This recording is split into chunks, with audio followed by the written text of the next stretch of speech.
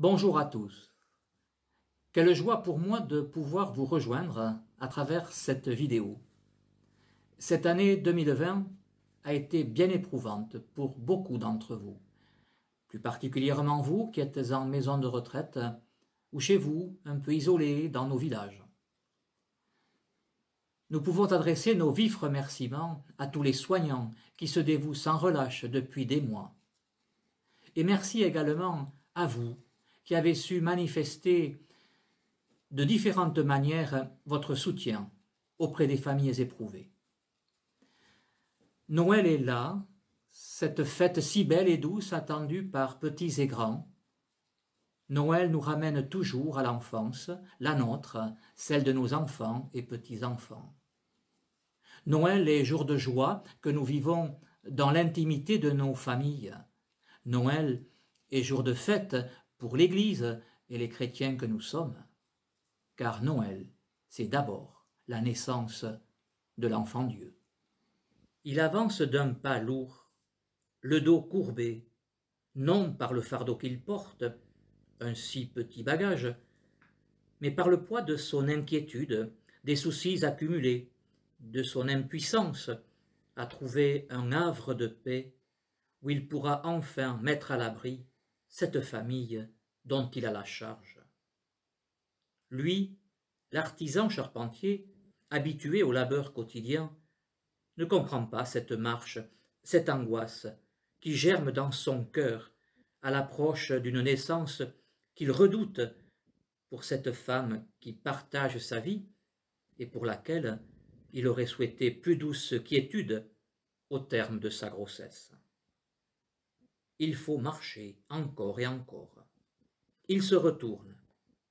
Elle lui sourit malgré la fatigue qui creuse ses joues.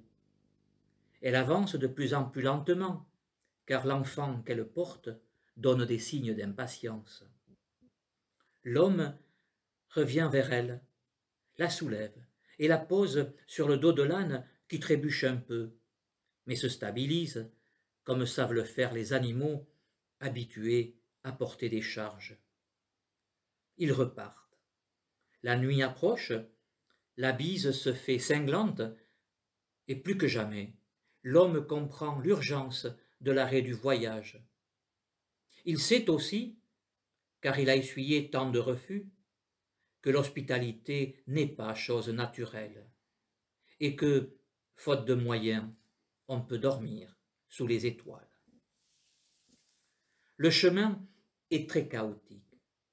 Il trébuche, mais poursuit, l'angoisse au cœur. Soudain, à quelques mètres, il aperçoit une masure, une cabane de pierre sèche, servant sans doute d'abri aux bergers locaux. Seul un vieux bœuf occupe les lieux. Que faire? S'arrêter là et y attendre la naissance de l'enfant qui ne saurait tarder? Car la femme gémit et soutient à deux mains ce ventre si lourd, malmené par les chaos de la route. Il avait essuyé tant de refus. « Je n'en peux plus, dit-elle doucement. » Alors, il la prend dans ses bras, la soulève délicatement et la dépose au sol devant cet abri de fortune dont il perçoit l'indigence, mais aussi la seule solution dans l'urgence. Elle s'allonge sur ce qui a servi de litière, cette paille du dénuement, cet élément de pauvreté qui la place d'emblée au cœur de l'humanité. Ils s'affairent autour d'elle, attachent leurs compagnons d'errance, rassemblent tant bien que mal leurs maigres bagages et se tiennent debout, le cœur chaviré de tant de souffrances, mais aussi de tout l'amour qu'ils lui portent. Le ciel est sombre, mais les étoiles resplendissent et une douce lueur éclaire les tables. Alors, dans un cri, la mère donne la vie. L'homme lange l'enfant, un magnifique sourire illumine son visage. Dans un geste d'offrande, il le tend à bout de bras et le présente ainsi à la mère qui s'apaise et regarde émerveillée son enfant nouveau-né. la paix, la douceur s'installent dans cet espace de vie où le destin de l'homme prend corps. Le sommeil, à raison de leur épuisement, seul le bruit du vent et la respiration forte des animaux familiers troublent la sérénité du lieu. Dans le milieu de la nuit, quelques bergers, qui gardaient les troupeaux dans les collines des alentours, sont venus chercher un peu de chaleur et apporter ainsi un peu de réconfort aux parents par leurs paroles émerveillées. Le petit matin glacé les rappelle à la dure réalité de leurs conditions. L'enfant a froid, il pleure, et la femme le prend contre elle et le berce, en chantant doucement une vieille mélodie apaisante. Il est né le divin enfant, jour de fête aujourd'hui sur terre. Il est né le divin enfant, chantons tous son avènement. Le sauveur que le monde attend, pour tout homme est la vraie lumière.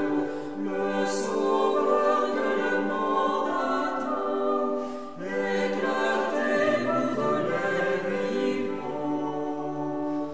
Il est né le divin enfant, jour de fête aujourd'hui sur terre.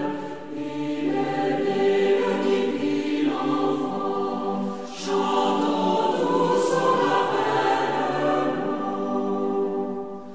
De la crèche au crucifixion, Dieu nous livre profond mystère. De la crèche au crucifixion,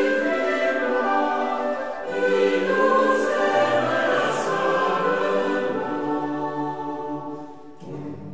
est né le divin enfant, jour de fête aujourd'hui sur terre. Il est né le divin enfant, chantons tous son avènement. Elles sont belles, les crèches de nos églises. Elles sont toutes différentes, mais elles expriment, chacune à leur manière, la pauvreté et la vérité de Noël. Merci à celles et ceux qui les ont réalisées.